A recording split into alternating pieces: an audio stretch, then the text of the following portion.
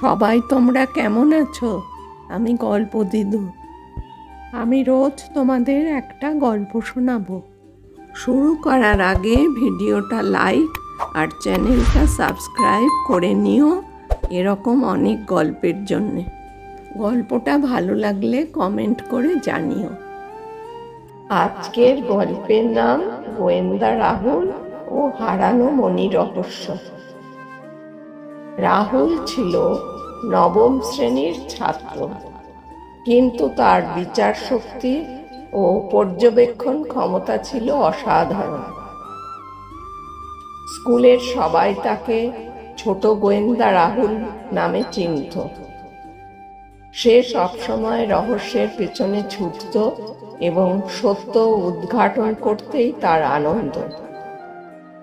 একদিন সকালবেলা খবর এলো, গ্রামের পুরাতন কালী মন্দির থেকে দেবীর গলায় থাকা সোনার মণি হঠাৎ করে উধাও।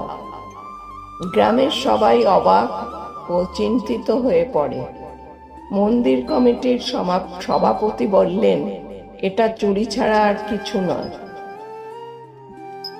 পুলিশ আসে, কিন্তু চিহ্ন বা প্রমাণ কিছুই পাচ্ছিল না।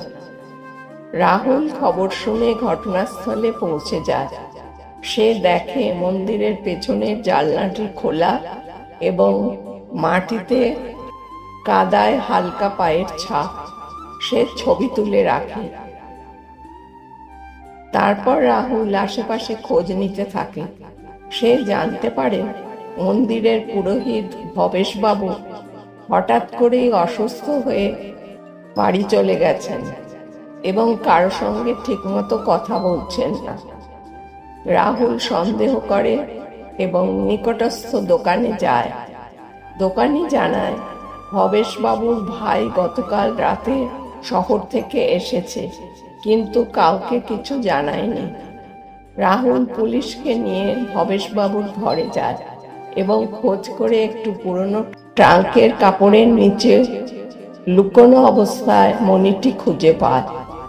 ভবেশবাবু শেষমেশ স্বীকার করেন যে তিনি দেনার দায়ে পড়ে গিয়েছিলেন, তাই ভাইয়ের সাহায্যে পালানোর পরিকল্পনা করেছিলেন। গ্রামের সবাই রাহুলের সাহস ও বুদ্ধির প্রশংসা করে। মণি আবার দেবী মূর্তির গলায় স্থান পায়।